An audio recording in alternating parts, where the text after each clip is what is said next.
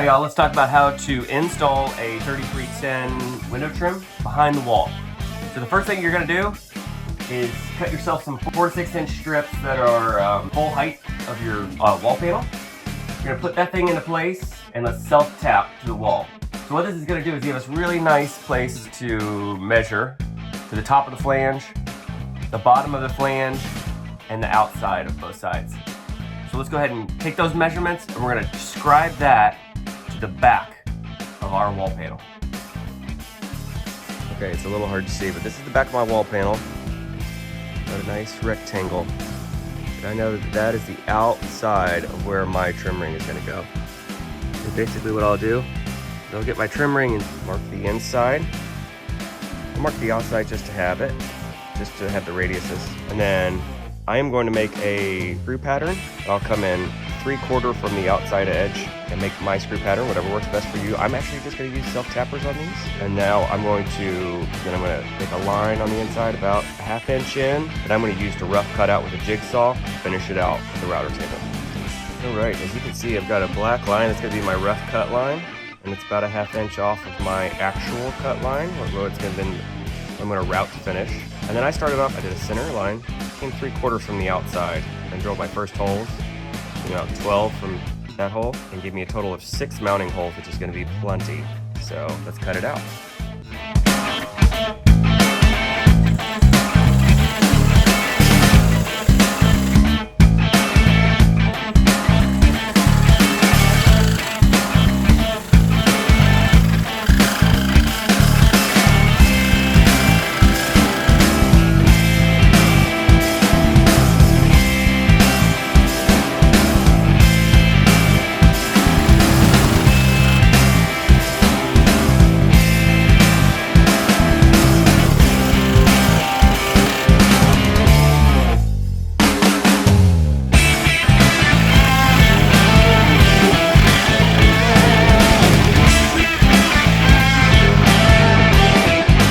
Alright, again, that's just rough cut. What I'm going to do now is I'm going to actually fasten.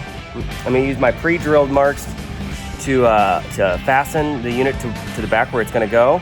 And I'm going to flush trim right to it. Alright, now I come in 3/4 from the edge. Slide that nice. 3/4 from the edge and put screw holes. Centers 6 inches from the edges in here. I've got 3 on the top and 3 on the bottom. But as you can see, this thing is really rigid.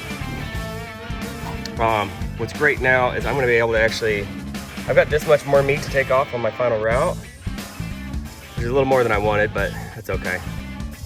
I cut it pretty quickly there. But now I'm going to be able to actually test fit this. If there happens to be any problem with the way that this interfaces with the window, I'll be able to do some micro adjustments with the screws. All right, I got this thing nice and solid. See, I got some self-tappers coming through here again. I'm gonna let this guy eat. Now, you wanna make sure that your bearing's good. If it's not, if this thing is stiff, it's very likely it's gonna spin with the actual blade and can burn into your plastic. Now, very likely, even still, with a good bearing, I'm gonna show a witness mark on my plastic, which will not be a problem for me personally because I'm going to be wrapping this. We'll show you how to do that later.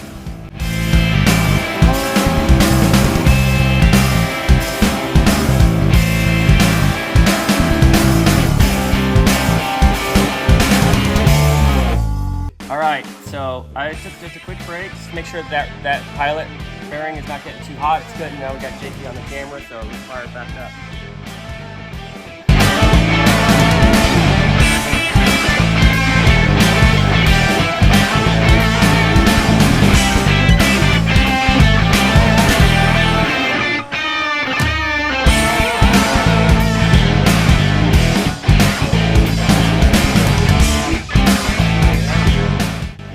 Alright y'all, I think we got a pretty darn good cut here.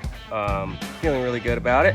Got a little chatter for sure. If you're gonna do raw wood, it might be best to actually do this whole process on a template first and then index that template to your same line and be able to actually route top up, or use a hand router. Sometimes when you come to here, we come to a screw, you're gonna have to pull that screw out, go past it, put the screw back in. I think this is great. There's really not, see there's Not really much mark on the plastic itself. And again, this is gonna get wrapped, this is gonna get wrapped. I'm happy. Rock and roll.